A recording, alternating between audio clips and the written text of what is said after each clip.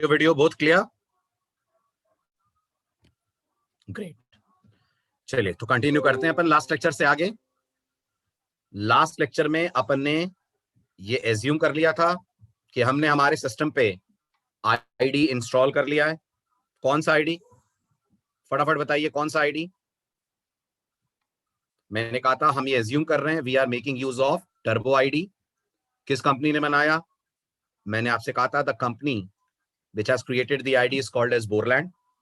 ठीक है, मैंने आपको ये भी कहा था इस टर्बो आईडी में आपको फाइल मेन्यू, एडिट मेन्यू, इनके अलावा दो बहुत स्पेशल मेन्यूज मिलेंगे।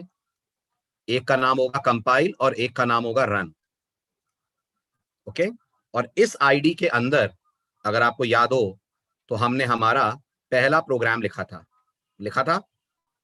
ठीक है, उस प्रोग्राम में हमने अभी ज्यादा कुछ भी नहीं समझा था, बस मैंने कुछ लाइनें लिखी थी। hash include stdio.h, hash include conio.h, void main, ये हमारा नेक्स्ट स्टेटमेंट था। अंदर मैंने स्टेटमेंट लिखा था CLR SCR, फिर मैंने लाइन लिखी थी printf डबल कोट्स के अंदर हेलो यूजर बंद कर्ली ब्रेसेस बंद। ये हमारा कोड था। इस कोड के बारे में मैंने आपको कुछ बेसिक बातें बताई थी, जिसमें से पहली बात थी ये कोड केस सेंसिटिव है। आप अगर इस कोड को लिखेंगे तो पूरा प्रोग्राम स्मॉल लेटर्स में, सिर्फ 2 लेटर कैपिटल है, वो भी मैंने हाईलाइट करे थे, और वो 2 लेटर थे और यूजर का यू, बस इतना ही इसमें कैपिटल है, H of hello and U of user. Rest entire code has been written in small letters, lower case letters. ये मैंने आपसे कहा था। इसके बाद मैंने आपसे कहा था कि अगर किसी फाइल का एक्सटेंशन C++ में आपको .h मिले तो ऐसी फाइलें अपने आप में कहलाती हैं हेडर फाइल्स। अगर किसी फाइल का एक्सटेंशन C++ में आपको .h मिले तो files are basically called as header file. और सबसे इंपॉर्टेंट बात जो मैंने बोली थी वो ये, हेडर फाइल्स में क्या होता है? Everyone please please respond. मैंने आपसे कहा था बने बनाए प्रोग्राम्स होते हैं। क्या कहते हैं इन बने बनाए प्रोग्राम्स को? इन बने बनाए प्रोग्राम्स को आप नाम देते हैं फंक्शंस। ये जो बने बनाए प्रोग्राम्स आपको मिलते हैं they are better known as functions. मैंने लास्ट लेक्चर में आपको 2 हेडर फाइल्स के नाम भी बताए थे। एक हेडर फाइल का नाम मैंने आपसे शेयर करा था math.h, और दूसरी हेडर फाइल का नाम मैंने आपसे शेयर करा था graphics.h। राइट, इनके नाम अपने आप में इतने सिंपल है कि अगर आप बिगिनर भी हैं, पहली बार प्रोग्रामिंग सीख रहे हैं, तो भी आप आराम से प्रेडिक्ट कर सकते हैं, समझ सकते हैं कि math.h के अंदर मैथमेटिकल फंक्शंस का सपोर्ट होगा। राइट, कौन कौन से मैथमेटिकल फंक्शन? तो मैंने कुछ के नाम आपसे शेयर करे थे। math.h के अंदर SQRT अवेलेबल है, जो कैलकुलेट करके देता है किसी भी नंबर का स्क्वायर रूट। math.h के अंदर साइन अवेलेबल है, गौर करिएगा, जो ट्रिग्नोमेट्री के थ्रू कैलकुलेट करता है किसी भी वैल्यू का साइन। ऐसे ही हमारे पास कॉस, टैन वगैरह हैं। एक और आपके नोटिस में डाल रहा हूं, बहुत इंपॉर्टेंट फंक्शन है, आगे हम लोग यूज करेंगे, उसका नाम है पाव। ध्यान से देखना, math.h का एक और बहुत इंपॉर्टेंट फंक्शन है, उसका नाम है pow. Pow stands for power. Pow stands for power. तो अगर आपको सी लैंग्वेज में पावर कैलकुलेट करनी है, पावर कैलकुलेट करनी मतलब आपको कैलकुलेट करना है 5 का स्क्वायर, आपको कैलकुलेट करना है 9 का क्यूब, ऐसा कुछ भी करना है तो आप यूज कर सकते हैं सी में POW नाम का फंक्शन। ऐसे और भी बहुत सारे फंक्शंस होंगे math.h में, बहुत सारे हैं। मैं जब प्रैक्टिकल कराऊंगा तब आपको सबकी लिस्ट दिखाऊंगा। अगर आपके दिमाग में क्यूरियोसिटी आ रही है सर ऐसे कितने फंक्शन हैं, उनके क्या नाम है, उनके क्या काम है, तो वो सब हम प्रैक्टिकल में देखेंगे कि कितने फंक्शन हैं, वो क्या करते हैं, उनके क्या नाम है, हम कैसे पहचानेंगे कौन क्या करता है, वो सब प्रैक्टिकल में देखेंगे। अभी बस इतना मान लीजिए math.h के अंदर मैथमेटिकल कैलकुलेशंस करने के ढेर सारे फंक्शंस अवेलेबल हैं। आई बात समझ? आगे बढ़ो। फिर मैंने आपसे कहा था हमारे पास दूसरी हेडर फाइल है, ये भी बड़ी पॉपुलर हेडर फाइल है, इसका नाम है graphics.h। इससे आप क्या कर सकते हैं? इससे आप ग्राफिकल फिगर्स ड्रॉ कर सकते हैं। क्या कर सकते हैं? ग्राफिकल फिगर्स ड्रॉ कर सकते हैं। क्या ड्रॉ कर सकते हैं आप इसके फंक्शन की मदद से? तो मैंने कहा था इसके पास एक फंक्शन है सर्कल, आप इसकी मदद से स्क्रीन पे सर्कल ड्रॉ कर सकते हैं। आप इसकी मदद से रेक्टेंगल ड्रॉ कर सकते हैं, आप इसकी मदद से पॉलीगन ड्रॉ कर सकते हैं। मैंने आपको यह भी कहा था लास्ट लेक्चर में। और ऐसे कई फंक्शंस ग्राफिक्स डॉट एच के अंदर भी अवेलेबल हैं। इतना अपन ने लास्ट लेक्चर में पढ़ लिया था। इतने में कोई डाउट हो तो फटाफट बताइए। स्क्वायर रेक्टेंगल से बन जाएगा प्रिंस। जब हम रेक्टेंगल को कॉल करेंगे तो डायमेंशंस बराबर पास करेंगे। जब हम रेक्टेंगल फंक्शन यूज करेंगे तो वही हमें स्क्वायर बना के देगा। ठीक है, जब यूज करेंगे तब देखिएगा कैसे। ठीक है, स्क्वायर रेक्टेंगल नहीं दे सकता, लेकिन रेक्टेंगल तो स्क्वायर दे सकता है ना। मैथमेटिकली हम ये कह सकते हैं ना, every square is a rectangle, not true that every rectangle will be a square. तो आप स्क्वायर रेक्टेंगल से भी बना सकते हो यहाँ पे। ठीक है, चलिए आगे बढ़ते हैं। इतना अपन ने लास्ट लेक्चर में पढ़ लिया था। अब स्टार्ट करता हूं मैं हमारा आज का लेक्चर। तो ये बताइए, मेरे प्रोग्राम में जो आपको टॉप 2 लाइनें दिख रही हैं, शुरुआत की 2 लाइनें दिख रही हैं, why you are making yes yes yes Tanisha, functions की पहचान पैरेंथेसिस है। रिमेंबर दिस, मैं बताऊंगा आपको जब हम फंक्शन को डिटेल में बात करेंगे ना, अभी आज के लेक्चर में नहीं तो 2 लेक्चर के अंदर अंदर, then I tell you why am I putting parenthesis after their names. Okay, चलूं आगे। जैसे मुझे बताओ, एवरीवन प्लीज रेस्पॉन्ड, क्या रियल वर्ल्ड में 10 डिग्री और RS10 इनमें फर्क होता है? होता है ना। रियल वर्ल्ड में 10 इज जस्ट अ नंबर ना, 10 इज जस्ट अ नंबर। ये देखते तो समझ में आता है it's a kind of degree, और ये देखते तो समझ में आता है it is a kind of amount, है ना। ऐसे प्रोग्रामिंग में बहुत बड़ा फर्क है पैरेंथेसिस के होने और नहीं होने का। ठीक है, अब बात निकली है तो सुनी लीजिए। सी लैंग्वेज ये बोलती है कोई भी फंक्शन की जो पहचान है, वो पहचान है उसके नाम के राइट पे आने वाला पैरेंथेसिस, उसके राइट पे आने वाला पैरेंथेसिस। तो अगर मैं आपसे बोलूं, अभी तो आज आपका सेकेंड ही लेक्चर है, लेकिन देखिए तो भी आपने कितनी इंपॉर्टेंट बात कितनी जल्दी कैच की है। क्या CLR SCR के बाद पैरेंथेसिस दिख रहा है? जल्दी बताइए, पैरेंथेसिस दिख रहा है CLR SCR के बाद? दिख रहा है। मेन के बाद पैरेंथेसिस दिख रहा है? मेन के बाद पैरेंथेसिस दिख रहा है। तो ये सब क्या है? अगर मैं आपसे पूछूं ये सब क्या है, ये सब सी की दुनिया में। अब अभी चिंता मत करिएगा सर फंक्शन क्या होता है, ये मुझे समझ में नहीं आ रहा, मैं भी समझा ही नहीं रहा हूं। मैं तो सिर्फ आपको अभी पहचान बता रहा हूं, आइडेंटिफिकेशन मार्क बता रहा हूं कि अगर किसी नाम के राइट साइड पे पैरेंथेसिस लगा हो तो उसे क्या बोलेंगे सी में? उसे सी में बोलेंगे फंक्शन। तो अब आपको समझने में दिक्कत नहीं होगी। मैंने SQRT के साथ पैरेंथेसिस लगाया, क्यों मैंने साइन के साथ पैरेंथेसिस लगाया, पाव के साथ, सर्कल के साथ, रेक्टेंगल के साथ, पॉलीगन के साथ, सबके साथ पैरेंथेसिस लगाया है। बिकॉज ये सब के सब क्या इंडिकेट कर रहे हैं? ये सब के सब इंडिकेट कर रहे हैं फंक्शन। Is this clear? आगे बढ़ू? गुड, अब आ जाइए वापस एक्सप्लेनेशन पे। ठीक है, अब अपने क्वेश्चंस थोड़ी दिएगा। जब मैं पूरी कहानी सुना दूंगा जो समझाने जा रहा हूं, उसके बाद आपको चांस दूंगा आप अपने क्वेश्चंस पूछना। बीच बीच में आप पूछेंगे तो मैं पढ़ नहीं पाऊंगा, एक्सप्लेन कर रहा हूं अभी, है ना। फिर मैं आपको दूंगा चांस, आप जो पूछना फिर पूछना। ठीक है, पहले ध्यान से एक्सप्लेनेशन सुनिएगा। अब आपने अगर लास्ट लेक्चर ध्यान से अटेंड करा हो तो आपको इतना क्लियरली समझ में आ रहा होगा कि मेरे प्रोग्राम में भी जो मैंने टॉप 2 लाइनें लिखी हैं, उनमें जो 2 नाम आपको दिख रहे हैं stdio.h और conio.h, ये हेडर फाइलों के नाम है। आ रहा है समझ में? जल्दी बोलिए यस, वेरी गुड। लेकिन गौर से सुनिए, stdio.h और conio.h ये इतने सिंपल नाम नहीं है कि आपके जैसा बिगनर इनके नामों को देखकर ये पहचान पाए कि इन हेडर फाइल्स का पर्पस क्या है। आई रिपीट, stdio.h और conio.h इतने सिंपल नाम नहीं है कि आपके जैसा बिगनर खाली नाम देखकर पहचान पाए कि इन हेडर फाइल्स में किस तरह के फंक्शन होंगे। जबकि दिमाग लगाइए, आप इजीली अंदाजा लगा पा रहे हैं कि math.h के अंदर मैथ से रिलेटेड फंक्शन होंगे। जल्दी बोलिए, कर पा रहे हैं ना?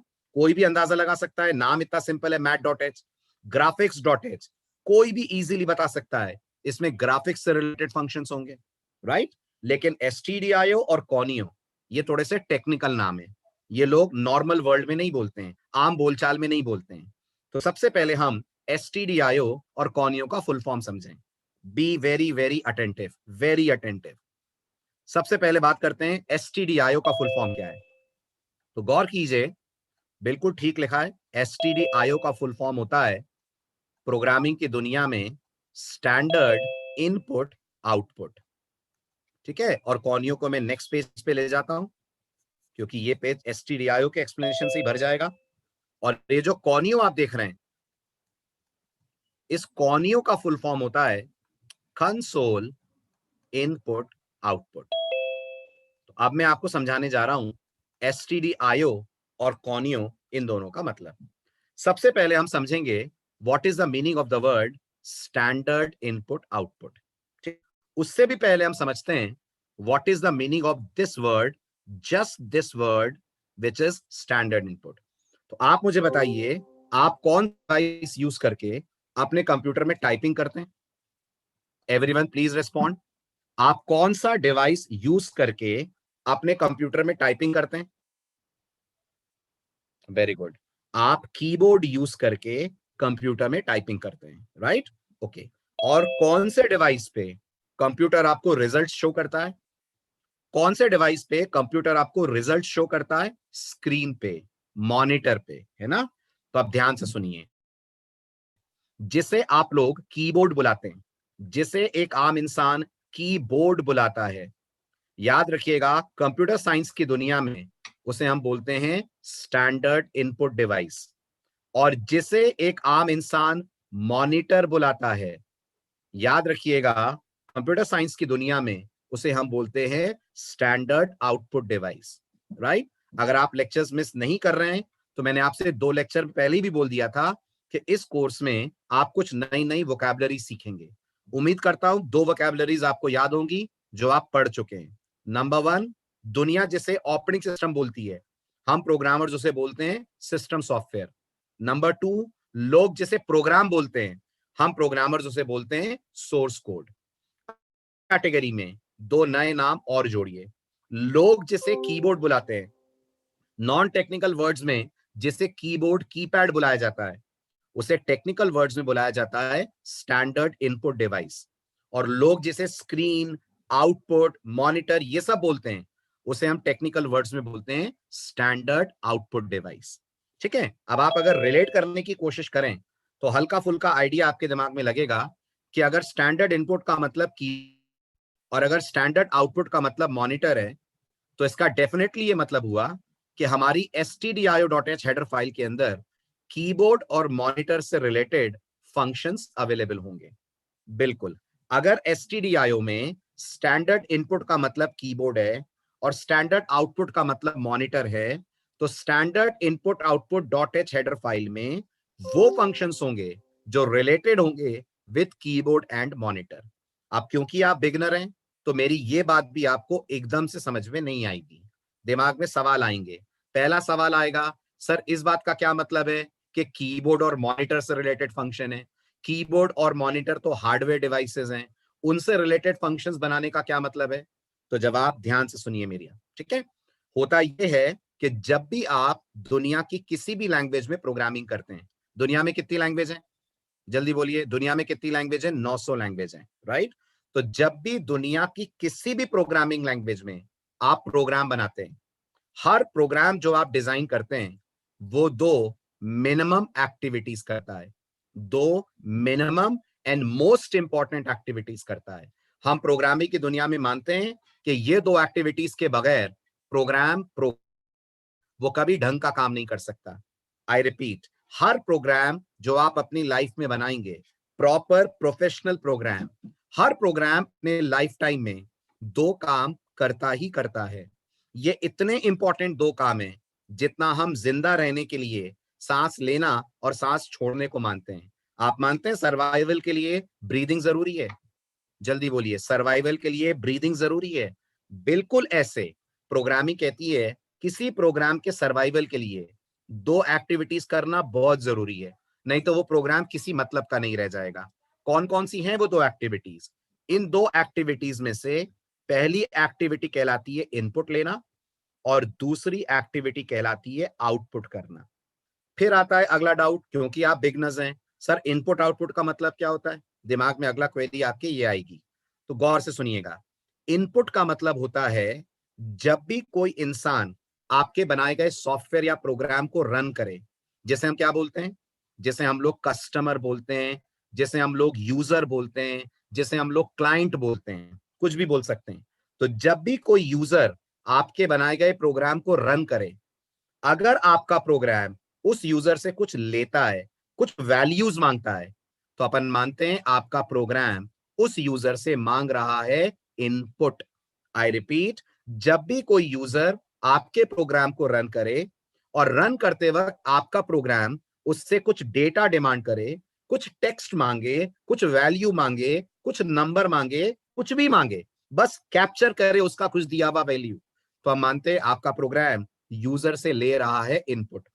और अगर आपका प्रोग्राम उस इनपुट के ऊपर कुछ ऑपरेशन करके कुछ रिजल्ट शो करे, कुछ स्क्रीन पे आउटपुट दिखाए, मैसेजेस दिखाए, तो हम बोलते हैं ये पर्टिकुलर आ रहा है आउटपुट। अब मेरी बात को आप एग्जाम्पल से समझिएगा। मैं आपको दो एग्जाम्पल्स दूंगा इस प्रोसेस को समझने के लिए। आप सबने एटीएम यूज करा है? सबने एटीएम यूज करा है? कभी मशीन को ऑपरेट करा होगा आपने? आप मुझे बताइए, जब आप एटीएम मशीन के सामने खड़े होते हैं तो मशीन आपसे बोलती है एंटर योर पिन। जल्दी बोलिए, मशीन आपसे बोलती है एंटर योर पिन। ये मैसेज पढ़कर आप पिन टाइप करते हैं? ये मैसेज पढ़कर आप पिन टाइप करते हैं? ठीक है, अगर मैं नॉन टेक्निकल वर्ड्स में बोलूं तो आप, है ना, अगर मैं नॉन टेक्निकल वर्ड्स में बोलूं तो आप पिन टाइप कर रहे हैं, पर अगर मैं टेक्निकल वर्ड्स में बोलूं तो आप एटीएम को अपनी पिन इनपुट कर रहे हैं। आप एटीएम मशीन में अपनी पिन इनपुट कर रहे हैं। Very good. अब ये बताइए, ये इनपुट लेने के बाद क्या मशीन आपको आपके अकाउंट से रिलेटेड कुछ अगला सवाल पूछती है, जैसे कि कितना अमाउंट विड्रॉ करना है, फास्ट कैश चाहिए कि नॉर्मल कैश चाहिए? ये सब क्या है? ये सब अपने आप में आउटपुट है। अगर आपका पिन गलत है तो मशीन मना कर देती है विड्रॉ करने से, अगर आपका पिन सही है तो मशीन प्रोसेस को आगे बढ़ाती है। ये क्या हो रहा है जो आपसे कहा जा रहा है पिन गलत है कि पिन सही है? ये सब आ रहा है मशीन की तरफ से आउटपुट। तो जब भी कोई प्रोग्राम यूजर से कुछ मांगे वो कहलाता है इनपुट। जब भी कोई प्रोग्राम यूजर को कुछ दिखाए, स्क्रीन पे कुछ रिजल्ट शो करे, हम बोलते हैं वो उस प्रोग्राम की तरफ से आ रहा है आउटपुट। अब ऐसे ही आप एक और एग्जांपल लीजिए व्हाट्सएप का। अब आप मुझे बताइए, नॉर्मली अगर मैं पूछूं व्हाट्सएप से क्या होता है, तो नॉन टेक्निकल वर्ड्स में आप बोलोगे सर चैटिंग होती है, कॉल्स वगैरह होते हैं, मैं शेयर कर सकता हूं अपने फ्रेंड से कुछ इमेजेस या टेक्स्ट वगैरह। आप इसको टेक्निकल समझिए। आप बताइए, जब आप व्हाट्सएप खोलकर चैटिंग शुरू करते हैं तो आप व्हाट्सएप में आप मैसेज टाइप करते हैं? Very good. वो जो मैसेज टाइप कर रहे हैं आप, वो आप व्हाट्सएप के सॉफ्टवेयर को एज अ प्रोग्राम प्रोवाइड कर रहे हैं input. As a program provide कर रहे हैं इनपुट। और जब आप मैसेज टाइप कर देते हैं तो फिर आप एक ग्रीन कलर का बटन टैप करते हैं, कलर के बटन को दबाते हैं। जब आप ये बटन दबाते हैं तो ये मैसेज जिसको जानिए उसको डिलीवर हो जाता दिखता है, उसके मोबाइल पे एज अ नोटिफिकेशन ये मैसेज दिखता है। अगर नोटिफिकेशंस ऑफ ना हो तो, वेरी गुड, अगर नोटिफिकेशंस ऑफ ना हो तो उसके मोबाइल पे ये नोटिफिकेशन दिखता है। वो जो नोटिफिकेशन दिख रहा है, गौर करिएगा, वो अपने में कहलाता है आउटपुट। अब आप सोच कर देखिए, आप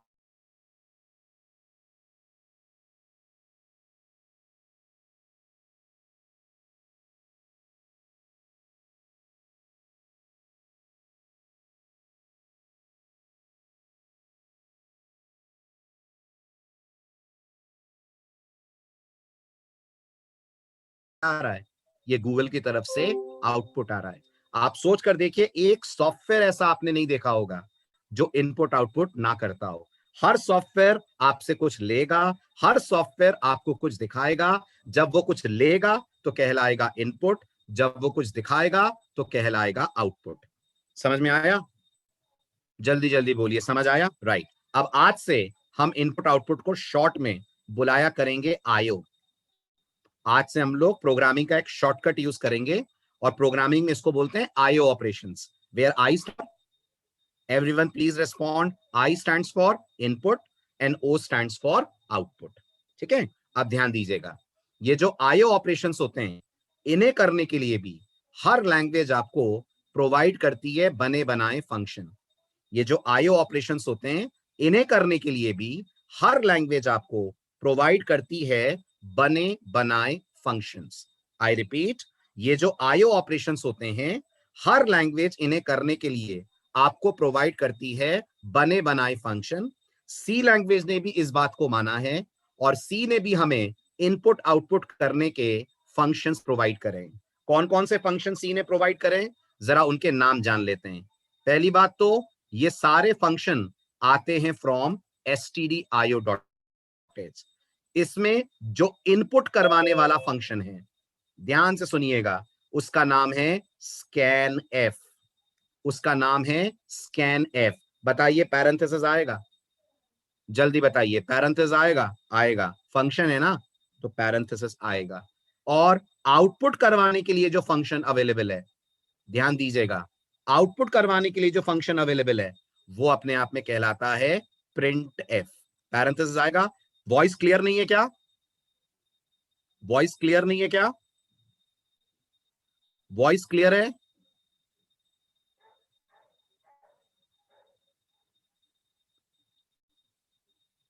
कभी कभी लैग कर रही है ऐसा? Okay, just a moment. अभी क्लियर है वॉइस? ओके, जिनको सुनने में दिक्कत जा रही है, वॉइस में प्रॉब्लम आ रही है, आप लॉग आउट करके लॉग इन करिए वापस। जिन्हें प्रॉब्लम जा रही है, आप लॉग आउट करके लॉग इन करिए। हाँ जी, तो मैं बात कर रहा था stdio.h हमें प्रोवाइड करती है इनपुट आउटपुट से रिलेटेड फंक्शंस। इनपुट वाले फंक्शन का नाम है स्कैनएफ और आउटपुट वाले फंक्शन का नाम है printf.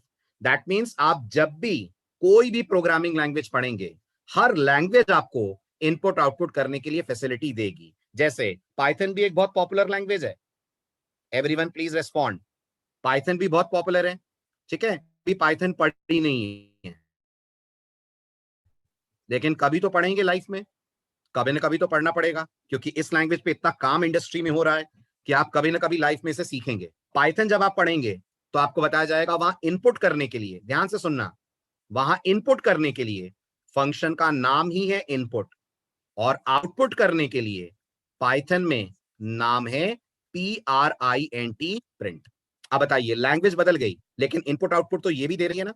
Everyone please respond. Input output तो ये भी दे रही है।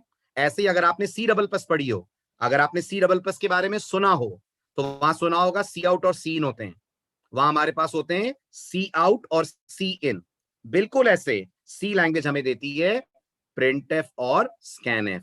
प्रिंटएफ किस पर्पस के लिए यूज होता है? प्रिंटएफ यूज होता है for the purpose of output. Scanf किस लिए यूज होता है? स्कैनएफ यूज होता है for the purpose of input. इसका मतलब, ठीक है, लेट मी चेक आपको कितना समझ में आया। इसका मतलब, अगर हम मान लें व्हाट्सएप सी में बना होता, अगर हम मान लें व्हाट्सएप सी में बनाए, हालांकि व्हाट्सएप किस में बनाए? व्हाट्सएप सी में नहीं बनाए, व्हाट्सएप जावा में बनाए, राइट? लेकिन हम मान लेते हैं व्हाट्सएप सी में बना होता, तो आप मानते हैं जब आप मैसेज टाइप कर रहे होते हैं, जब आप मैसेज टाइप कर रहे होते हैं, तो अंदर काम स्कैनएफ कर रहा होगा। सोचिए, अगर व्हाट्सएप सी में बनाया जाए तो आपसे मैसेज लेना स्कैनएफ का काम होगा, और नोटिफिकेशन दिखाना, जल्दी बताइए, नोटिफिकेशन दिखाना, वो काम होगा प्रिंटएफ का। वो काम करेगा सी का फंक्शन प्रिंटएफ। तो अगर व्हाट्सएप सी में बनता तो मैसेज लेने का काम स्कैनएफ से करवाया जाता, और स्क्रीन पे आउटपुट दिखाने के लिए लोग यूज कर रहे होते व्हाट्सएप में प्रिंट एफ। आई होप एसटीडीआईओ का पर्पस क्लियर हुआ होगा आपको। क्लियर हुआ? ठीक है, अब ध्यान से सुनिएगा। stdio.h इतनी इंपॉर्टेंट हेडर फाइल है कि आज आपके प्रोग्राम के पहले प्रोग्राम में आपने इसको यूज करा है। याद रखिएगा, जिस दिन आप सी लैंग्वेज का आखिरी प्रोग्राम बनाओगे, उस दिन आप stdio.h को यूज कर रहे होगे। यानी इससे आपका रिलेशन आज से लेकर लास्ट तक मेंटेन रहेगा। हाँ, जिस दिन आप सी डबल प्लस में एंटर करेंगे, उस दिन आप पहली बार stdio को हटाएंगे और stdio की जगह एक नई हेडर फाइल आएगी। शायद आप में से कुछ लोगों ने इसका नाम सुन रखा हो, और इसका नाम होता है iostream.h। iostream.h में क्या अवेलेबल है? iostream में, जैसा मैंने अभी अभी आपसे कहा, एक अवेलेबल है सी आउट, एक अवेलेबल है सी इन। सी आउट करता है आउटपुट और सी इन करवाता है इनपुट। तो आप नोटिस करिए, लैंग्वेज कोई भी हो, हर लैंग्वेज ये फर्ज निभाती है कि वो अपने प्रोग्रामर को आईओ ऑपरेशंस करने में सपोर्ट करे। सी ये सपोर्ट देती है एक हेडर फाइल के थ्रू, जिस हेडर फाइल का नाम होता है stdio.h। बताइए, समझ आई बात? अब आप पूछिए, आपको जो डाउट पूछने। अब आपका चांस है, आप पूछिए जो भी आपको पूछना है। और सब क्लियर है तो क्लियर लिख दीजिए, मैं आगे बढ़ूं, अगले लाइन पे आ जाऊं। अगर कोई डाउट नहीं है तो क्लियर लिख दीजिए।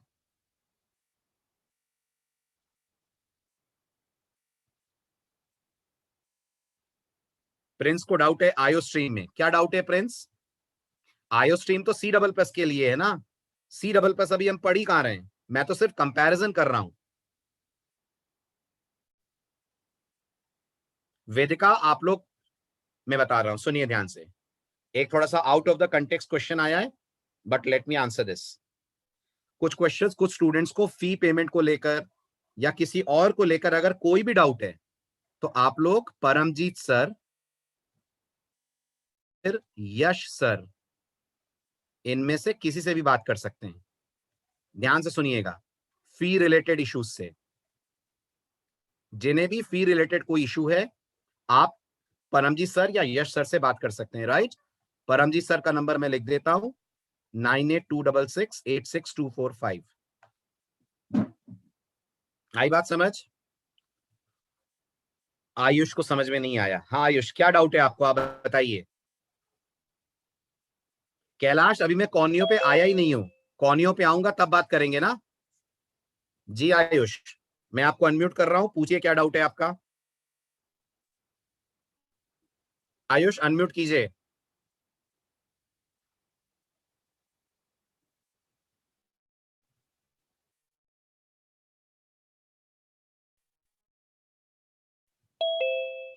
आयुष अनम्यूट करिए फटाफट। हेलो हाँ बोलिए। सर, जब आप समझा रहे थे तब थोड़ा लैग कर रहा था और वॉइस क्लियर नहीं थी, इसलिए समझ नहीं आया। क्या नहीं समझ में आया बताओ। Sir STDIO। stdio क्या है ये समझ नहीं आया? हाँ सर, उसके बाद इनपुट आउटपुट जो आपने stdio सर। हेडर फाइल है। हाँ मैं बता रहा हूँ, रिपीट कर रहा हूँ, stdio एक हेडर फाइल है, ठीक है, जिसका फुल फॉर्म होता है स्टैंडर्ड इनपुट आउटपुट। फिर मैंने कहा था स्टैंडर्ड इनपुट हम कीबोर्ड को बुलाते हैं। राइट, कीबोर्ड यूज करा है जी आपने? सर। करा है। क्या करते हैं कीबोर्ड से? इनपुट देखते हैं, फिर टाइपिंग करते टाइपिंग हैं। करते आप हैं। नॉर्मल वर्ड्स में बोलेंगे टाइपिंग जी करते सर। हैं। ये जो आप टाइपिंग बोलते हैं ना, इसी को हम प्रोग्रामिंग की दुनिया में इनपुट बोलते हैं। ओके, ओके जब आप सर। कुछ टाइप कर रहे होते हैं तो हम मानते हैं आप प्रोग्राम को इनपुट दे रहे हैं। राइट, जी सर। और आपके कंप्यूटर पे स्क्रीन होती है जिसे आप मॉनिटर बोलते हैं। Yes sir. राइट, उसको हम लोग बोलते हैं स्टैंडर्ड आउटपुट डिवाइस। उसको हम बोलते हैं स्टैंडर्ड आउटपुट डिवाइस। ओके, तो जो भी आपको आपके कंप्यूटर के स्क्रीन पे दिखता है उसे कहा जाता है आउटपुट। और जो भी किसी प्रोग्राम को चलाते वक्त आप टाइप करते हैं उसे कहा जाता है इनपुट। फॉर एग्जाम्पल, आप जीमेल यूज करते हैं? Yes sir. करते हैं। जीमेल में एंटर करने के लिए लॉगिन करना पड़ता है। Yes sir.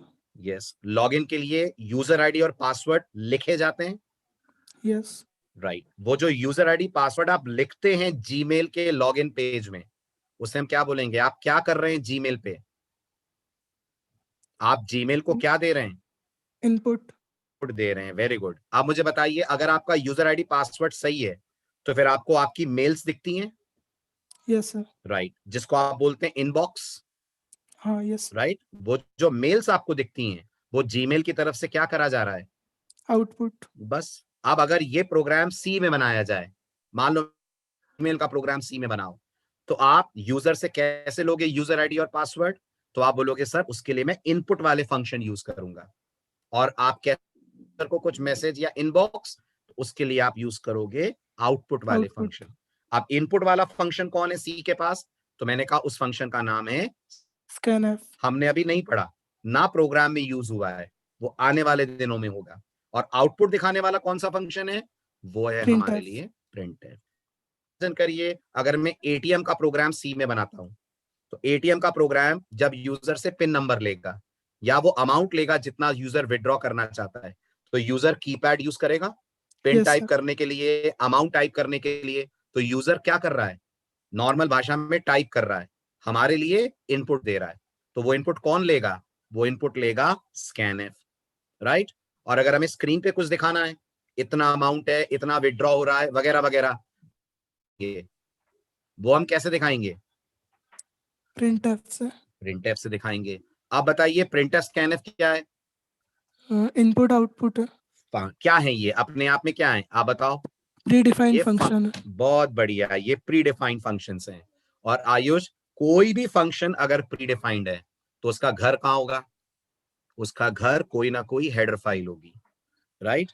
इन Yes, दोनों sir. का घर कौन है, इन दोनों का घर stdio stdio.h है। .h.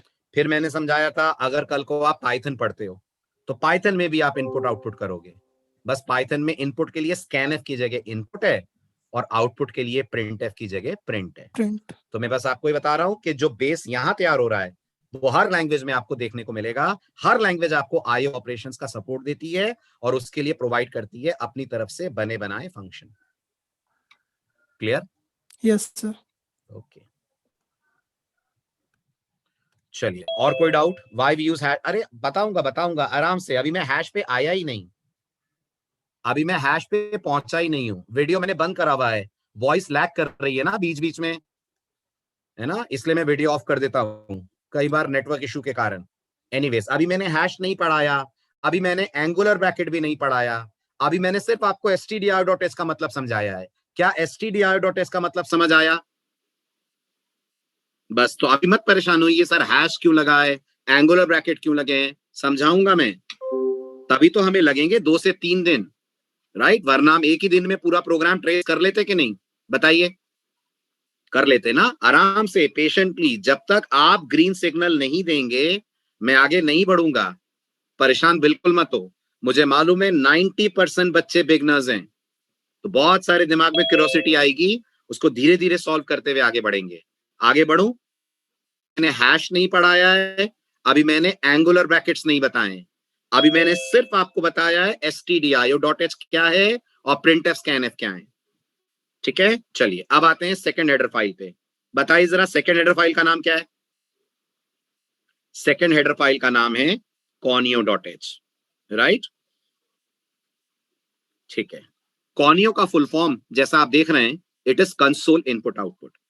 अब कंसोल इनपुट आउटपुट का मतलब समझने के लिए आप मानते हैं पहले आपको कंसोल का मतलब समझना पड़ेगा, जब तक कंसोल नहीं समझ में आएगा तब तक ये समझ में नहीं आएगा कंसोल इनपुट आउटपुट क्या है। तो लेट्स अंडरस्टैंड कंसोल अपने आप में क्या होता है। इसके लिए जरा हम लोग आईडी पे वापस लौटें। मैंने आपसे लास्ट लेक्चर में कहा था सी में प्रोग्रामिंग करने के लिए आप अपने कंप्यूटर में आईडी इंस्टॉल करेंगे, करेंगे कि नहीं करेंगे, करेंगे ना, जिसमें आप प्रोग्राम लिखेंगे।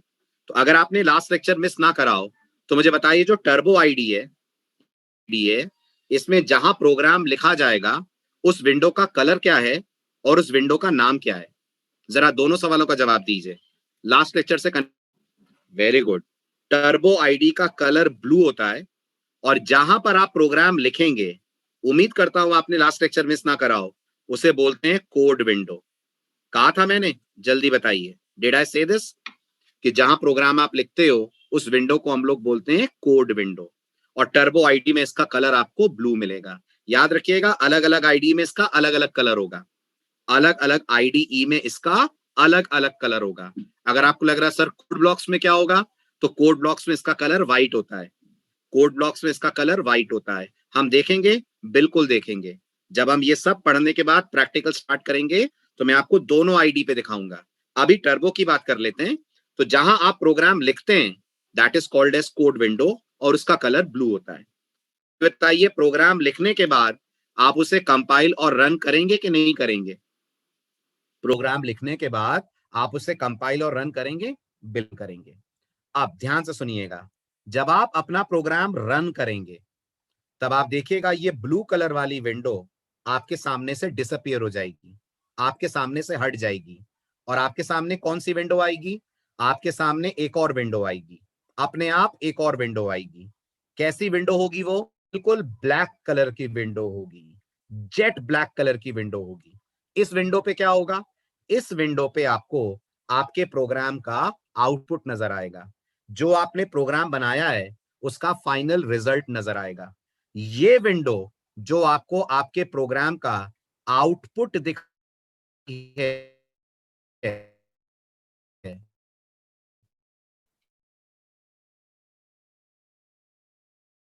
ध्यान से सुनना। वॉइस क्लियर है? हाँ मुझे पता है लैग कर रहा है, अभी क्लियर है? अभी क्लियर है ना? जब लैग करेगा तो मैं रुक जाऊंगा, सर्वर में कुछ इश्यू होती है ना तो मुझे मैसेज मिल जाता है, तो मैं 1 सेकंड के लिए पॉज हो जाऊंगा, ठीक है? जब लैगिंग हट जाएगी मैं कंटिन्यू कर लूंगा। हाँ तो अभी क्लियर आ रही है ना वॉइस? राइट, तो सुनिए आप ध्यान से, अब मैं दोबारा पूरी बात समझाता हूं। जब आप टर्बो आईडी यूज करेंगे तो एज अ प्रोग्रामर आप दो विंडोज फेस करेंगे। कितनी विंडोज फेस करेंगे? फटाफट टाइप करिए चैट में, दो विंडोज फेस करेंगे, ठीक है? एक विंडो का नाम होगा कोड विंडो, एक विंडो का नाम होगा कोड विंडो। क्या करेंगे इस विंडो में अपन लोग? इस विंडो में अपन लोग कोडिंग करेंगे, प्रोग्राम करेंगे, सोर्स कोड लिखेंगे। क्योंकि सोर्स कोड लिखेंगे इसलिए इस विंडो को बोला गया है कोड विंडो। क्या कलर होगा इसका? इसका कलर बाय डिफॉल्ट ब्लू होगा। हालांकि आप इसे बदल सकते हैं, बट इसका बाय डिफॉल्ट कलर ब्लू होगा। बट प्रोग्राम लिखने से तो कुछ नहीं होता ना, होता तब है जब आप प्रोग्राम को रन करें, तब तो पता चलता है प्रोग्राम का क्या रिजल्ट आया, प्रोग्राम सही था गलत था, जो चाह रहे थे वो प्रोग्राम कर पाया कि नहीं। तो जब आप अपने प्रोग्राम को रन करेंगे तब गौर करिएगा ये ब्लू वाली विंडो हट जाएगी, ये ब्लू वाली विंडो हट जाएगी। फिर क्या होगा?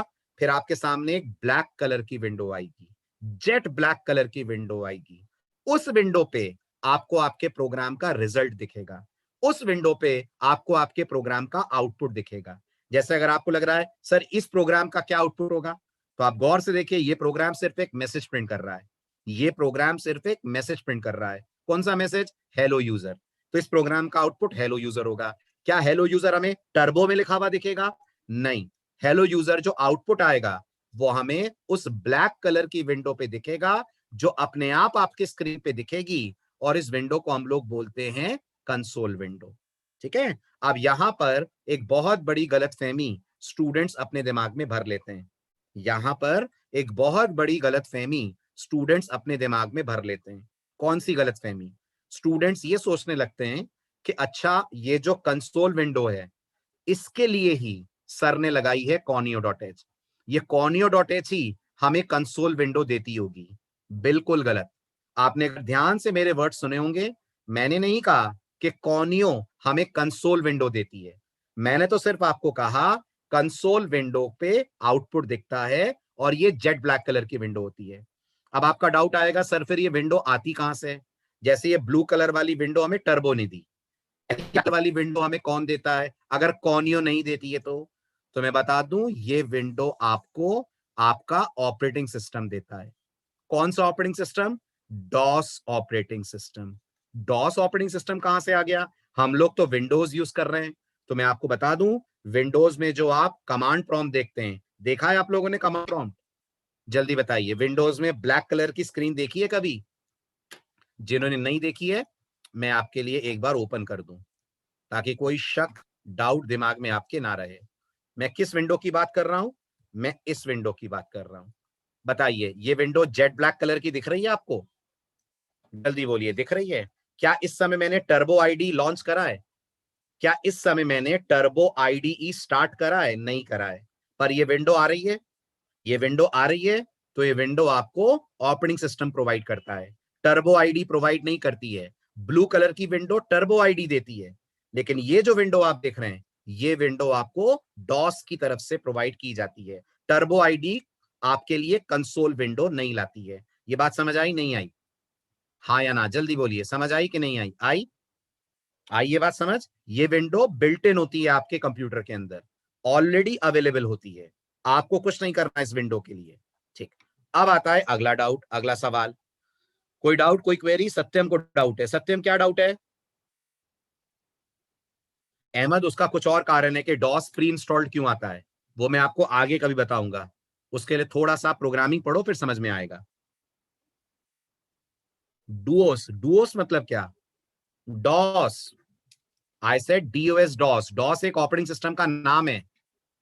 डॉस का फुल फॉर्म सुन लीजिए, डॉस का फुल फॉर्म होता है डिस्क ऑपरेटिंग सिस्टम। ये विंडोज के अंदर का मिनी ऑपरेटिंग सिस्टम है, विंडोज का मिनी ऑपरेटिंग सिस्टम है, उसको बोलते हैं DOS, disk operating system. Doubt solve? Okay, ठीक है। मतलब हम जो प्रोग्राम टाइप करते हैं उसे टर्बो सपोर्ट करता है, बट उसे रन ऑपरेटिंग सिस्टम करता है। बिल्कुल नेहा, एब्सोल्युटली ट्रू। और ये बात तो मैंने आपको 2 दिन पहले भी बताई थी, जब प्रोग्रामिंग के स्टेप्स बताए थे। प्रोग्राम लिखना, कंपाइल करना, रन करना। रन करने का मतलब है ऑपरेटिंग सिस्टम आपके प्रोग्राम को चलाएगा, क्योंकि सोचिए ऑपरेटिंग सिस्टम और सीपीयू कोई बाइनरी समझ में आता है ना। उन्हीं के लिए तो हम प्रोग्राम कंपाइल करते हैं, तभी तो वो हमारे प्रोग्राम को समझ पाएंगे। और हम इस पूरे प्रोसेस को डिटेल में पढ़ेंगे जब आप एक एक स्टेप को डिटेल में देखेंगे। अभी तो हम स्टेप 1 पढ़ रहे हैं ना। Everyone please respond. प्रोग्रामिंग के 3 में से अभी पहला स्टेप चल रहा है ना। हाँ, क्या है पहला step? Writing the source code. अभी तो हम सोर्स कोड लिखकर उसकी एक एक लाइन को समझ रहे हैं। अभी ना हमने कंपाइल करा है ना हमने रन करा है। ठीक है, तो सुनिए ध्यान से, वापस आता हूं मैं अपनी बात पे। तो ये जो ब्लैक कलर की विंडो है, इसे हम लोग बोलते हैं कंसोल विंडो। और ये विंडो आपको कौन देता है? ये विंडो आपको आईडीई नहीं देता है। ये विंडो लाने का काम करता है ऑपरेटिंग सिस्टम। कौन सा operating system? DOS operating system, जो विंडोज के अंदर बिल्ट इन होता है। फाइन। अब आएगा अगला डाउट आपके दिमाग में कि सर अगर ये विंडो अपने आप आ रही है तो फिर हम लोग conio.h क्यों यूज कर रहे हैं? क्या कारण है फिर कि हम conio.h को अपने प्रोग्राम में अटैच कर रहे हैं? तो उसका जवाब ध्यान से सुनना। ये जो कंसोल विंडो आपको मिल रही है, ये ऑपरेटिंग सिस्टम की तरफ से मिलती है। और आपने नोटिस करा होगा इस कंसोल विंडो का बैकग्राउंड कलर क्या था? Everyone please respond. इस कंसोल विंडो का बैकग्राउंड कलर क्या था? ब्लैक था। शाबाश। इस कंसोल विंडो का बैकग्राउंड कलर ब्लैक था। और इस पे जो टेक्स्ट आ रहा था वो किस कलर से आ रहा था? इस पे जो टेक्स्ट लिखा हुआ आ रहा था वो किस कलर से आ रहा था? शाबाश। इस पे जो टेक्स्ट लिखा हुआ आ रहा था वो व्हाइट कलर से आ रहा था। अगर आप नोटिस ना कर पाए हो तो जरा दोबारा कंसोल आपके सामने ओपन कर रहा हूं, देखिए ध्यान से और बताइए, क्या बैकग्राउंड कलर ब्लैक है? क्या बैकग्राउंड कलर ब्लैक है। क्या लिखा हुआ जो टेक्स्ट आ रहा है उसका कलर व्हाइट है? व्हाइट है, बिल्कुल। अब अगर आपको लगता है आपको ये टेक्स्ट का कलर बदलना है, अगर आपको लगता है आपको इस टेक्स्ट का कलर बदलना है, या आपको लगता है आपको इस पे लिखे हुए टेक्स्ट को इरेज करना है, आप चाहेंगे ना कि जब आपके प्रोग्राम का आउटपुट आए तो पुराना कोई टेक्स्ट उसके साथ मिक्स ना हो। क्या कहते हैं? आप चाहेंगे ना पुराना कोई टेक्स्ट मिक्स ना हो। अभी कुछ लिखा हुआ है स्क्रीन पे? जल्दी बताइए, अभी कुछ स्क्रीन पे लिखा है? हाँ, लिखा है Microsoft Windows version 10.0, Microsoft corporation all right reserve. हम चाहेंगे ना ये टेक्स्ट हट जाए, सिर्फ हेलो यूजर दिखे, वरना ये सब कुछ मिक्स हो जाएगा और आउटपुट अजीब सा होगा। तो अगर आपको कंसोल पे लिखे गए टेक्स्ट को इरेज करना है, अगर आपको कंसोल पे लिखे गए टेक्स्ट का कलर बदलना है, या और प्रॉपर्टीज कंसोल की बदलनी है, तो आपको कुछ फंक्शंस यूज करने होते हैं। और अंदाजा लगाइए वो फंक्शन आपको कौन देगा? वो फंक्शन आपको देने का काम करेगी conio.h। वो फंक्शंस आपको देने का काम करेगी conio.h। दोबारा सुनिए, क्या कॉनियो से हमें कंसोल विंडो मिलती है? ना, कॉनियो से कंसोल नहीं मिलता। तो कॉनियो क्या करती है? कॉनियो कंसोल को डेकोरेट करती है, उसको ब्यूटीफाई करती है, सुंदरता बढ़ाती है उसकी। सुंदरता बढ़ाती है मतलब, सुंदरता बढ़ाती है मतलब उसका पुराना टेक्स्ट इरेज कर देगी। आप कहेंगे तो आपके टेक्स्ट का कलर बदल देगी। आप कहेंगे तो आपको मल्टी कलर टेक्स्ट दिखाएगी। मल्टी कलर समझते हैं? एक लेटर किसी और कलर में, एक लेटर किसी और कलर में, ऐसा कर देगी। बैकग्राउंड कलर चेंज कर देगी। बैकग्राउंड कलर ब्लैक आ रहा था, कुछ और कलर वहां पर अप्लाई कर देगी। ये सब आपको अगर करना है तो आप यूज करते हैं conio.h। अगर आपको लग रहा है सर आपने क्यों यूज करा है, आपने कलर वलर तो कहीं यूज करा नहीं है प्रोग्राम में, बिल्कुल मैंने कलर के लिए इसको यूज नहीं करा है। मैंने इसको यूज करा है, ध्यान से देखिए, CLR SCR के लिए। क्यों करा है मैंने CLR SCR के यूज? क्योंकि मैं नहीं चाहता हूं कि मेरे प्रोग्राम का आउटपुट पुराने प्रोग्राम के आउटपुट से मिक्स हो जाए। क्यों मिक्स हो जाएगा तो एरर आ जाएगी क्या? प्रोग्राम चलना बंद हो जाएगा? नहीं, कोई एरर नहीं आएगी, कुछ बंद नहीं होगा, लेकिन हमें कंफ्यूजन होगा आउटपुट को देखकर। समझ में नहीं आएगा कि पुराना आउटपुट और नए आउटपुट में डिफरेंशिएट कैसे करें। इसलिए हम स्क्रीन क्लियर करते हैं, और स्क्रीन क्लियर करने के लिए एक फंक्शन यूज करते हैं। क्या नाम है उसका? उसका नाम है CLRSCR। कहां से आ रहा है? आ रहा है from the header file conio.h। अब मुझसे अभी किसी ने पूछा चैट विंडो में, सर conio.h के बिना प्रोग्राम चल जाएगा क्या?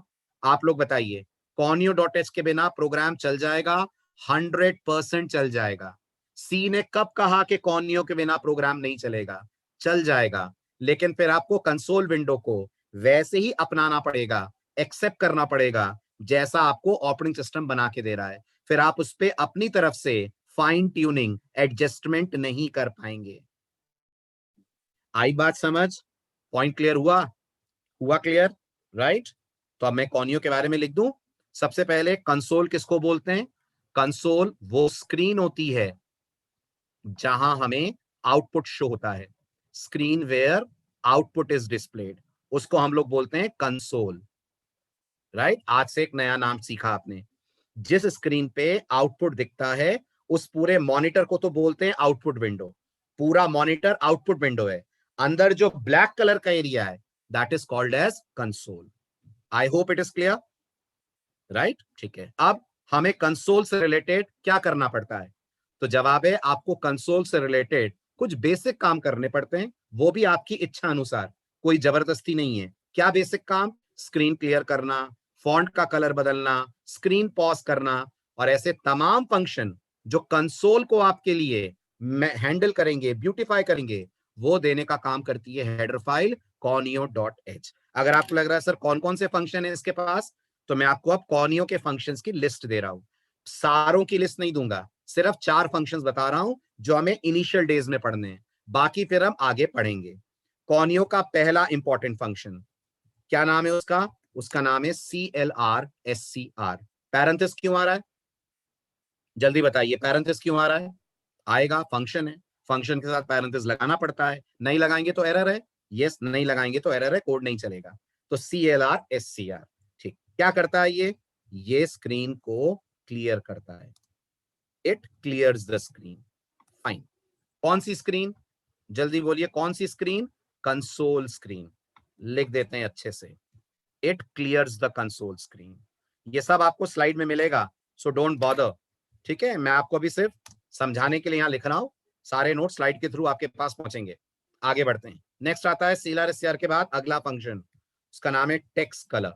अब यहाँ एक नोटिस करने वाली बात है, यहाँ एक नोटिस करने वाली बात है, और वो है कलर की स्पेलिंग।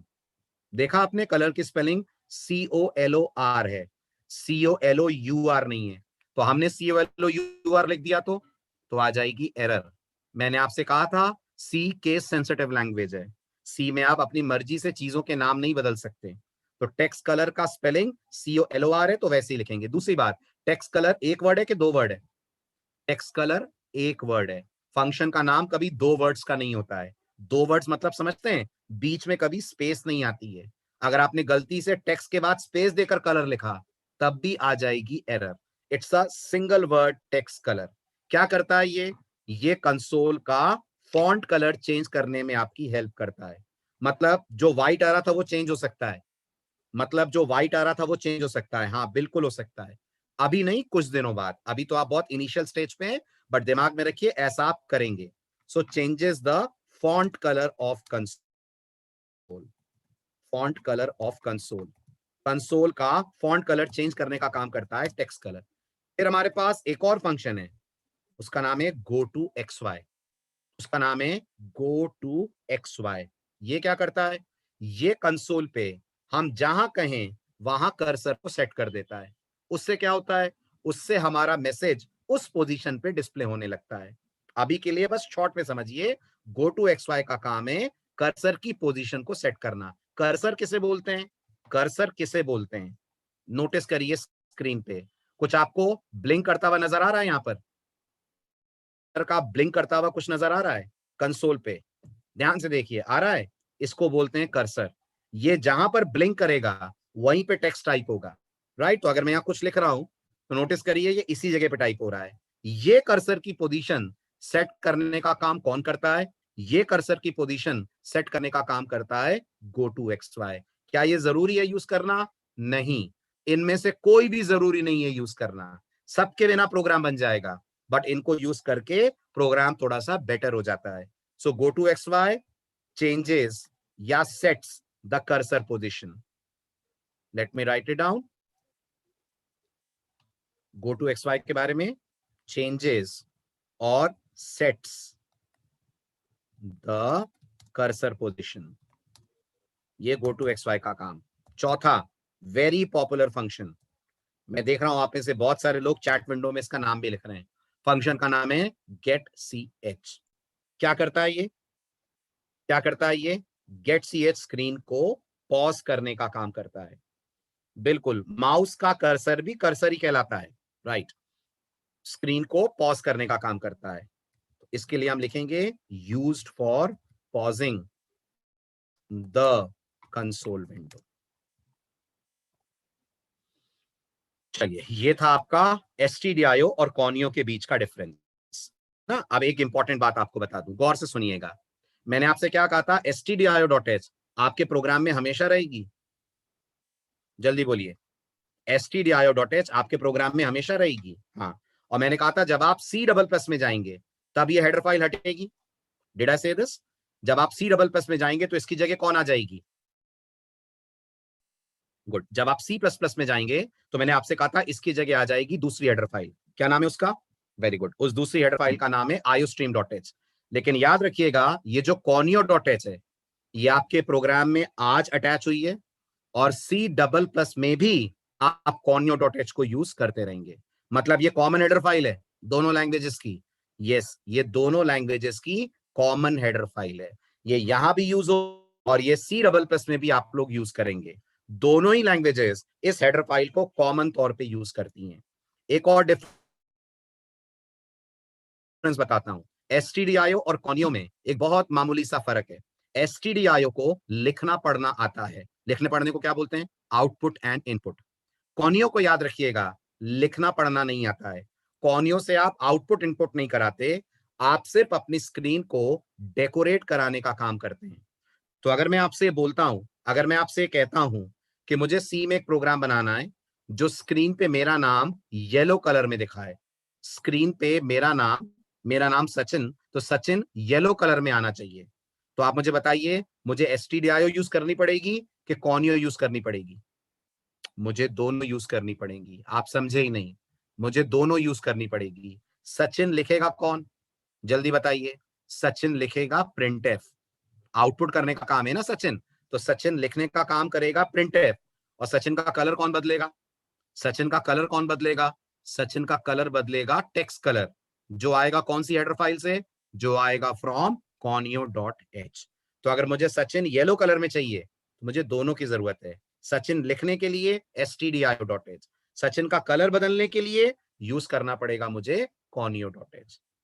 हुआ क्लियर? बात समझ आई? ठीक है. एक और बात याद रखिएगा, इनका ऑर्डर मैटर नहीं करता है. इनका ऑर्डर मैटर नहीं करता है.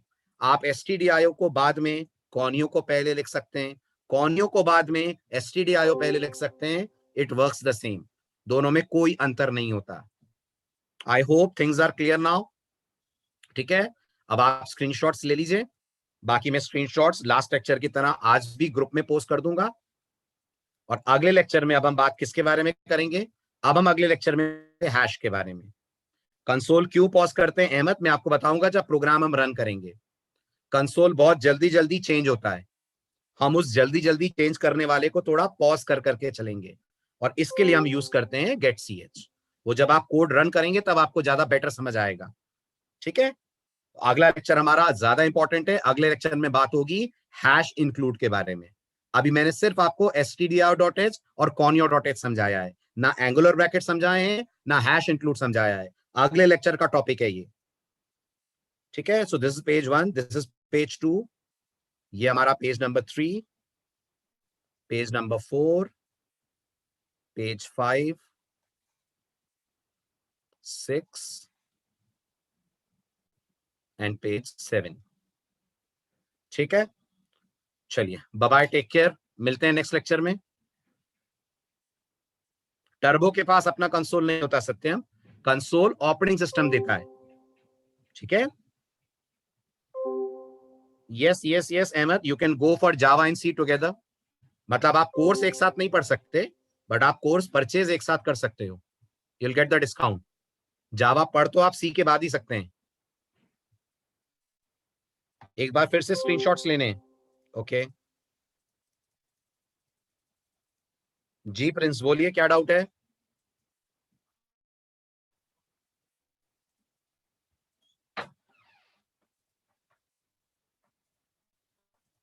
सी एंड डीएस दोनों साथ में पढ़ सकते नहीं कर सकते। डेटा स्ट्रक्चर नहीं समझ में आएगा जब तक सी नहीं आती है। पहले आपको सी करनी पड़ेगी, फिर डीएस कर पाएंगे। ठीक है, चलिए बाय बाय, टेक केयर।